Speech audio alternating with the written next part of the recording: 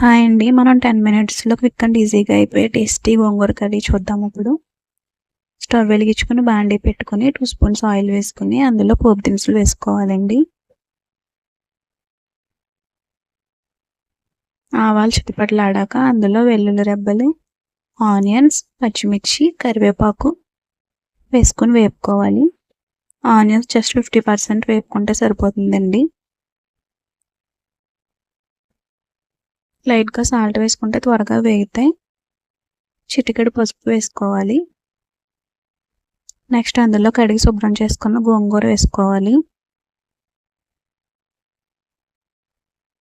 గోంగూర ఇలా మగ్గించుకున్న తర్వాత అందులో మన టేస్ట్‌కి సరిపడా ఉప్పు, కారం వేసుకోవాలి.